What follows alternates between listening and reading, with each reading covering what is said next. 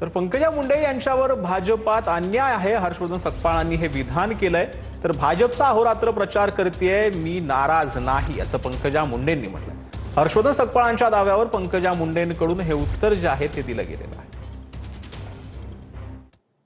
मी त्यांच्यावर काही उत्तर देणार नाही. मी एवढंच सांगेन की मी भारतीय जनता पार्टीचा अहोरात्र प्रचार करते. आज सकाळपासून म्हणजे माझी प्रकृती ठीक नाही. मला महिलांनी एवढं घेरलं की मला थोडं डोळे आले, मला सुधरत नाहीये.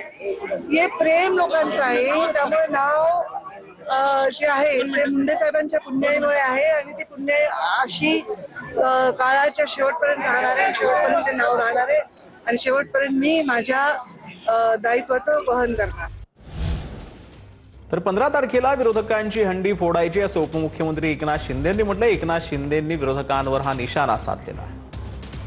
येत्या 15 तारखेला तुम्ही सगळ्यांनी धनुष्यबाणा समर्थ बटन दाबून आपल्या महायुतीच्या उमेदवार आपल्या ताई बाबा हांडे यांचा मंडे काम करताय. बाबा हांडे आणि हांडी 15 तारखेला विरोधकांची हांडी फोडायची आहे ना. आणि म्हणून सगळ्यांनी मतदान करा, भरघोस मताने या ठिकाणी शिवसेना भाजपा महायुतीच्या उमेदवारांना विजयी करा.